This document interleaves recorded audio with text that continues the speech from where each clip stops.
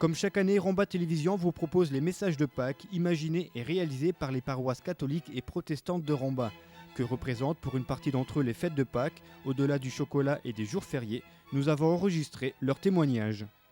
Tout d'abord, c'est pour moi la fête chrétienne par excellence, la résurrection de Jésus, Fils de Dieu. C'est la victoire de la vie sur la mort, sur toutes nos petites morts, racisme, égoïsme, jalousie, drogue, alcool. C'est la lumière qui vient éclairer les ténèbres. Mais comment cette foi, si sereine en ce Jésus ressuscité, se vit-elle au quotidien? Madame Huleux, professeure de religion, nous explique comment est née sa foi et comment elle a évolué. Le rapport à un événement, ici celui de Pâques, s'enracine forcément dans une histoire personnelle. Si je regarde un petit peu en arrière, il y a un événement qui est un petit peu fondateur, qui fait que Pâques a commencé à dire quelque chose, à me dire quelque chose. Cet événement fondateur s'est joué alors que j'avais à peu près 17 ans. Sans aucune raison apparente, je décide de vivre les fêtes de Pâques. Et je décide de commencer par me confesser. Non pas que ce soit un désir pieux de ma part l'idée c'était pas vraiment de me confesser, mais c'était d'ouvrir une porte. De voir les choses autrement, de jeter sur mes 17 ans un regard un peu objectif. Et après coup, je me suis rendu compte que cette confession, dans un cadre assez particulier, qui était le cadre du confessionnal, qui me convenait bien parce que on pouvait être anonyme dans le confessionnal. Ce cadre m'avait bien convenu et j'en ai éprouvé quelque chose d'assez agréable.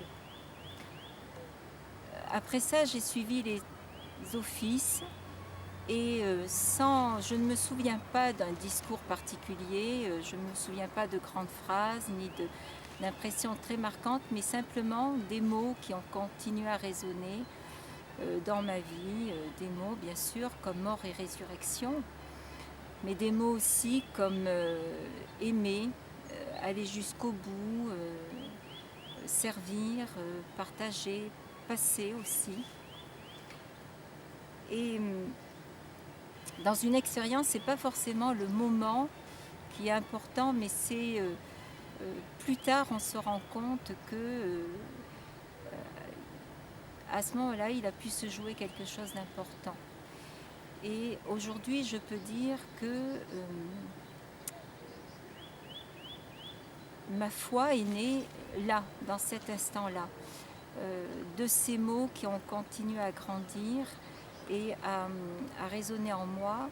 Et sans doute que petit à petit, le message chrétien, qui n'était pas forcément mon message à moi, à l'époque en tout cas, ce message chrétien commençait à coller à ma vie et à lui donner de la résonance. J'ai commencé à vivre mon quotidien avec de nouvelles clés de lecture, avec une compréhension renouvelée. Voilà, donc l'expérience de Pâques chez moi, c'est entrer à la fois dans un message qui est celui de Jésus-Christ, mais c'est surtout reconnaître en moi que ce message dit quelque chose d'important.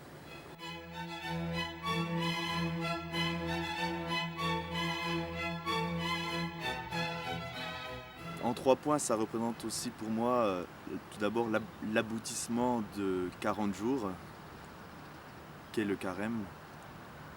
40 jours d'intériorisation, d'écoute et de disponibilité à Dieu et aux autres, par la prière et par le partage. Un deuxième point, c'est un superbe message d'espérance, sachant que tout est possible ce soir-là, puisque la mort est vaincue.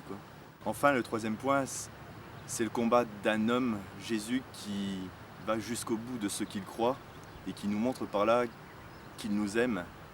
Et qu'y a-t-il de plus beau que de donner sa vie pour ce qu'on aime, quoi. Je pense qu'il n'y a pas de plus grand amour.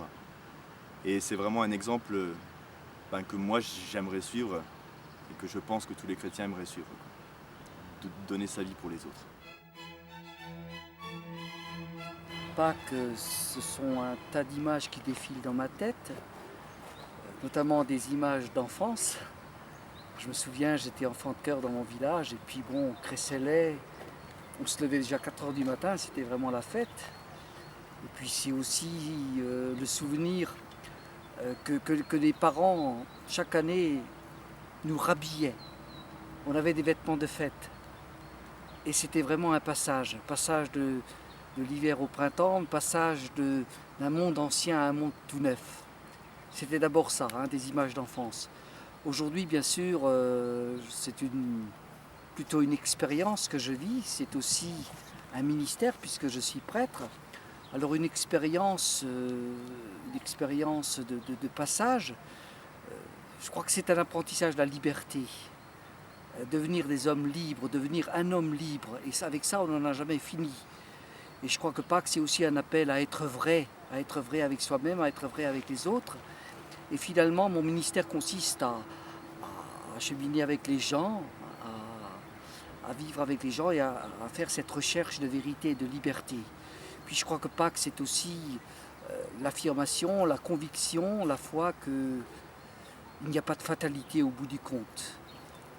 Que l'amour est plus fort, que l'imagination de l'homme est plus fort, que tout homme est créé à l'image de Dieu et qu'il a des ressources en lui pour avoir un sursaut, de l'espoir. Nous, chrétiens, nous l'appelons espérance, qu'en tout cas la mort n'a finalement pas le dernier mot.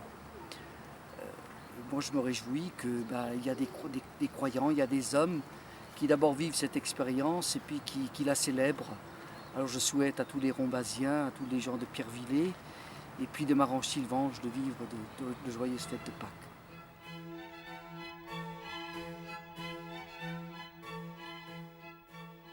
Comme chaque année, je suis heureux de vous souhaiter de joyeuses fêtes de Pâques pour ce message de Pâques que nous avons organisé en commun avec la paroisse catholique de Romba.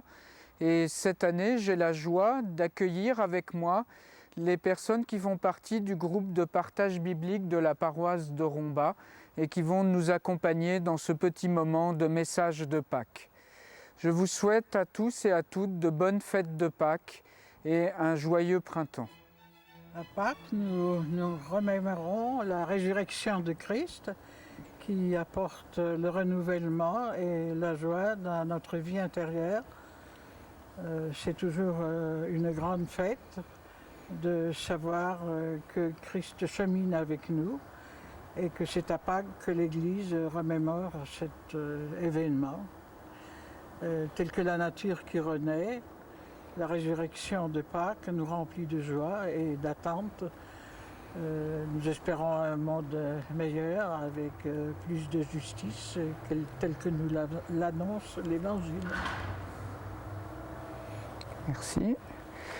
Dans notre paroisse, nous avons une tradition maintenant depuis quelques années qui consiste à se réunir le matin de Pâques à 8 h du matin pour les lève-tôt pour ce qui s'appelle la veille au tombeau vide que Gisèle Keller va nous expliquer. Eh bien, c'est un moment très important pour chacun de nous, ce moment du dimanche matin, puisque après la nuit du tombeau, nous fêtons la résurrection, la lumière qui vient à nouveau dans nos vies. Cette lumière que le Christ lui-même a apportée dans notre monde et que nous sommes aussi appelés à transmettre autour de nous. Donc pendant une petite heure, nous commençons par un moment dans l'obscurité, dans le temple. Ensuite, à travers les lectures bibliques, les chants, les prières, tout doucement, nous allumons les bougies.